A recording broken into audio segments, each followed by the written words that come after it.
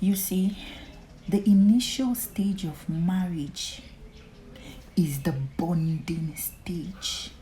Yes, the initial stage of marriage. What I mean by the initial stage of marriage is the beginning. That's when you just got married.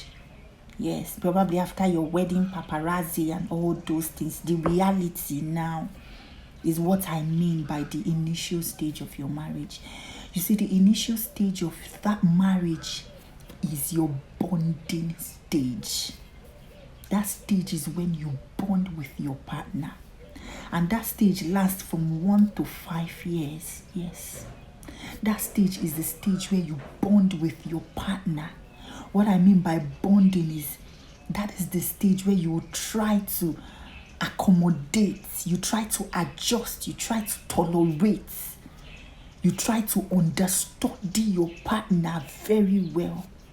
That is the bonding stage. If you miss that bonding stage, it's going to be difficult in the later years of your marriage or in the later stage of your marriage. The bonding stage of marriage is very important.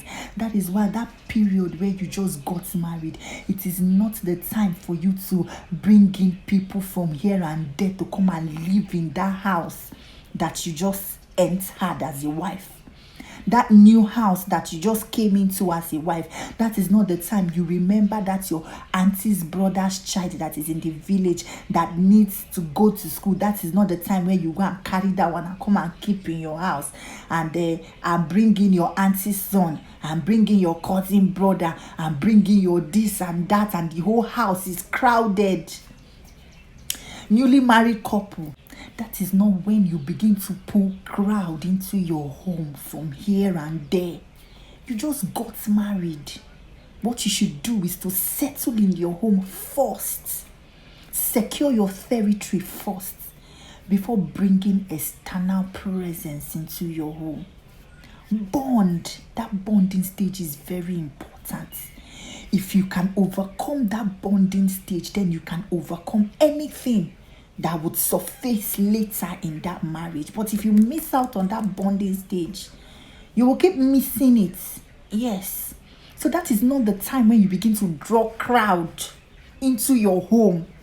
People, all your cousins, your nephews, you just got married. That is when everybody knows, I don't want to come and stay with their auntie. I want to come and stay with my uncle. Allow the couples to bond. Allow the couple plan their life. That is when you will sit down with your husband and discuss, how do we go from here? What do we do from here? How do we start with the children? Are we having children immediately, or should we wait a little before having children? How is our financial life like? What are we going to achieve? What do we want to do? This is the time where you sit down with your partner and evaluate how this marriage will go. Yes. Your bonding stage is also your planning stage. Yes. I did not say that bonding stage does not mean you should displace the role of sex. No. You should also include it because it also helps you bond. It brings you more closer to your partner. So it's part of it. So you should what? You should bond more in your relationship, in your marriage.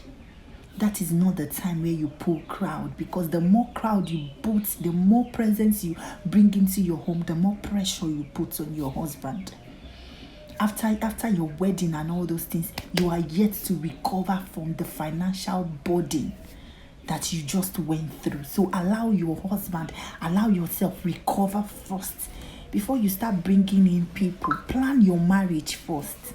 Some of you bring people, you train this, you train this person, your brother's child, your sister's, before you train all these things.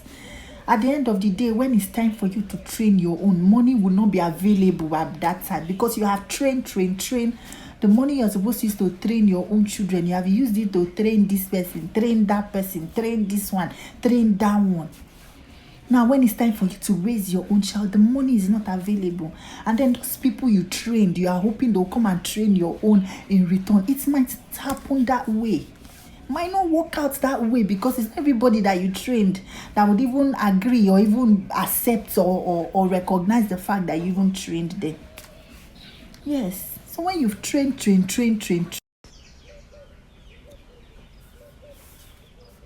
you sit down with your husband and outline the future of that marriage.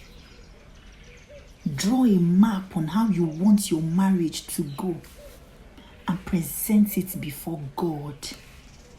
After that, your wedding paparazzi, after you've done your whole wedding paparazzi, blah, blah, blah, and all your guests have gone and now you're in the reality, you and your husband should kneel down. Tell God, this is how we want it to. This is how we want it to go. Draw the map and tell God, God, perfect it. It is not the time for you to draw crowd. Bring in this presence. Bring in that person. Bring in, and then the whole house is crowded. No. It is not even the time where you should begin to mount financial pressure on your husband. No. It is the time for you to sit down and plan. It is the time for you to sit down and outline. It is the time for you to begin to talk about things, discuss how you want it to go.